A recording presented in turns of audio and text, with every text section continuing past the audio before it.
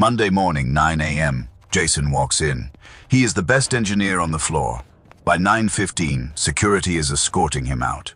He holds a cardboard box. It contains a stapler, a photo of his dog, and a termination letter. Jason is confused. He just finished the biggest project of the year. He saved the company $2 million. He automated the entire workflow. He thought he was untouchable. He was wrong. Jason made a fatal calculation. He thought his value was his output.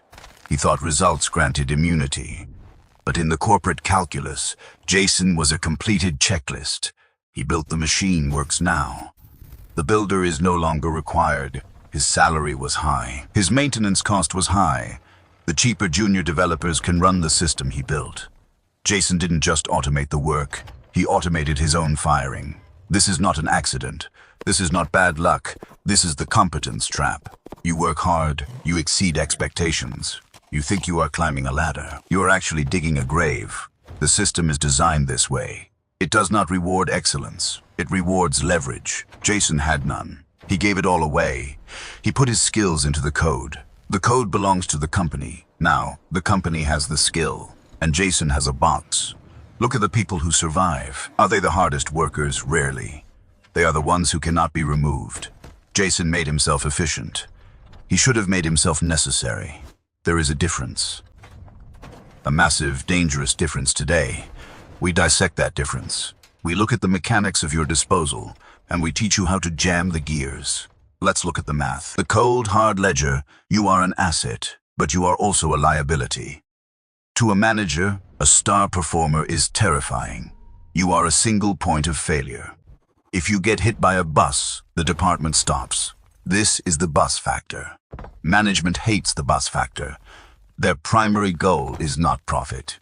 It is stability. It is risk mitigation. When you are too good, you become a risk. You hold too much knowledge. You hold the keys. So what does the system do? It attacks you. Not with malice. With procedure, they ask you to document your process. They ask you to train the juniors. They call it knowledge sharing. They call it mentorship. You feel flattered. You think they are grooming you for leadership. Wake up. They are extracting your brain. They are turning your art into a manual. Once the manual exists, you are redundant. A cheaper worker can read the manual. An algorithm can follow the steps. You are helping them build your replacement. This is the paradox of efficiency.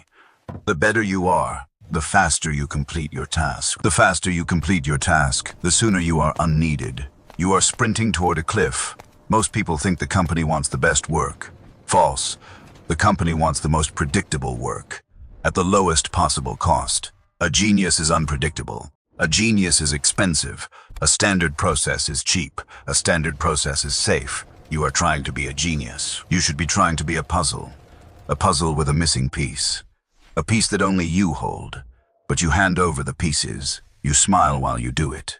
You think you are being a team player. You are being a casualty. The system is a vampire. It feeds on your competence. When you are dry, it discards the husk. Stop feeding it. So you decide to fight. You realize your value. You walk into the boss's office. You demand a raise. You demand a promotion, you say. I am essential, you say. You can't do this without me. You think you are playing hardball. You are actually pulling the pin on a grenade. You just threatened the power structure. You signaled that you are expensive. You signaled that you are difficult. The boss smiles. He nods. He says, "Let me see what I can do." He is lying. He is not looking for budget. He is looking for your replacement. You have triggered a soft coup.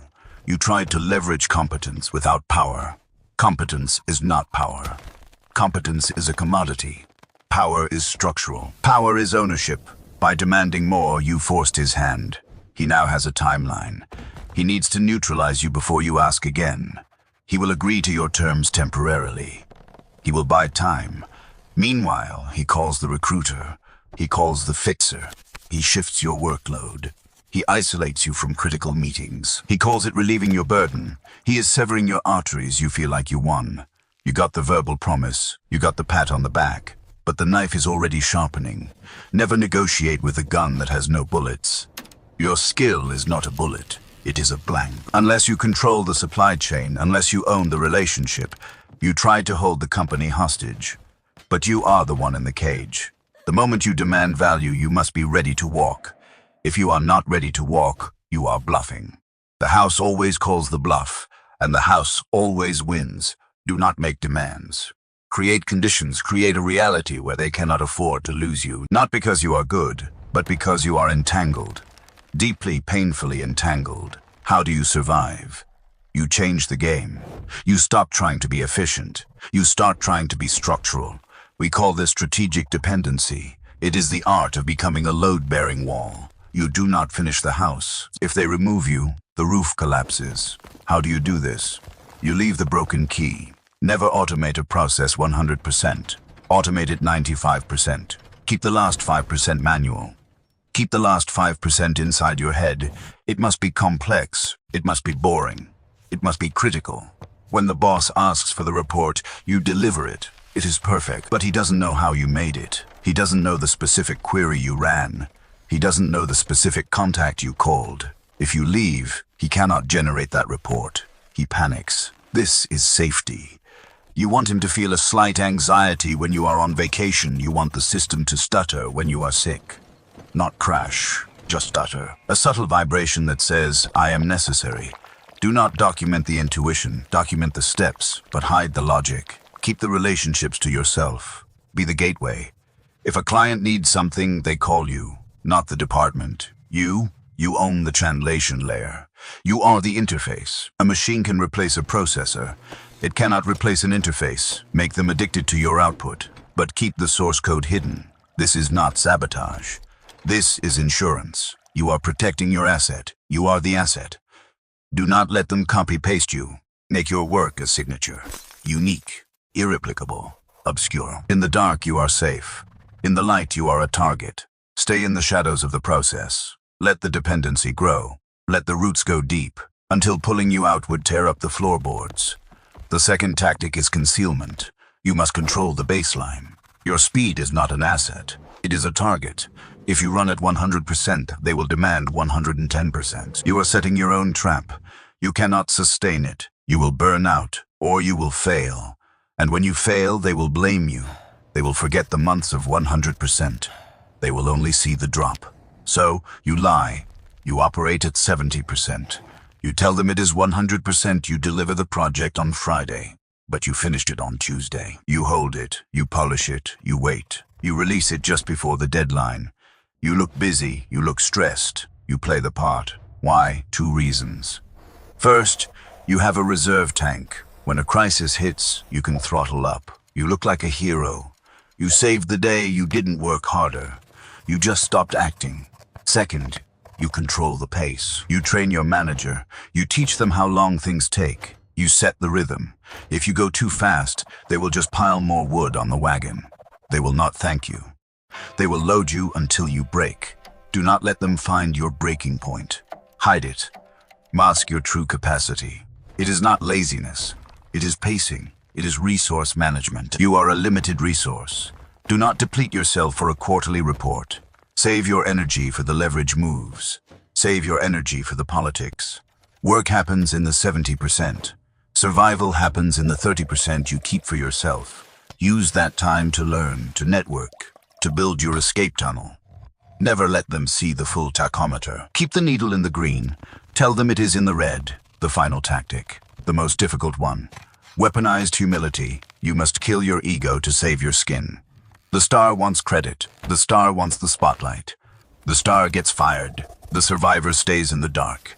Give the credit away. Give it to your boss. Let him take the slide deck you built. Let him present it to the board. Let him claim the win. Why? Because now he needs you. His reputation is built on your work.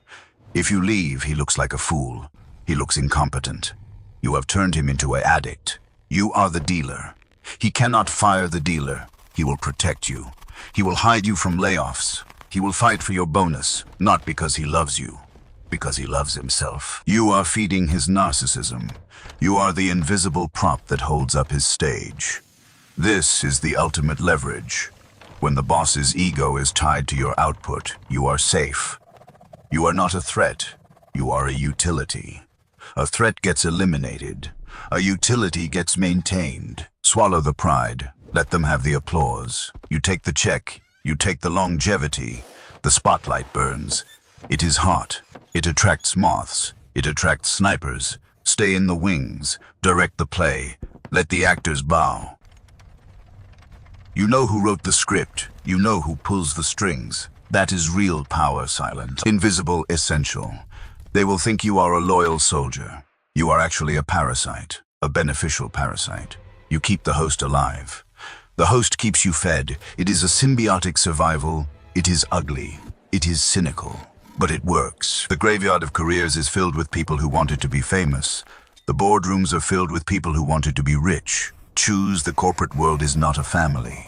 It is a market. You are not a child. You are a vendor. Stop looking for validation. Start looking for leverage. The competence trap is waiting for you. It waits for the moment you care too much about the work and too little about the game. Do not fall for it. Be efficient, yes, but be dangerous. Be the one they cannot afford to lose, not the one they can afford to replace. Build your dependency. Hide your speed. Feed their ego. This is the dark tactic. It is not polite. It is not fair. It is necessary. Look at your desk, look at your tasks. Ask yourself, if I finish this perfectly, do I become more valuable or do I become more redundant? If the answer is redundant, stop, break the key. Slow the car, shadow the boss, change the equation. They want a machine, give them a mystery. They want a cog, be the glitch that cannot be fixed. The glitch that must be paid. Now, go back to work. But this time, play for keeps. I am the shadow strategist, and you are now awake. Subscribe if you want to survive. Ignore if you want to be replaced. The choice is yours. The clock is ticking.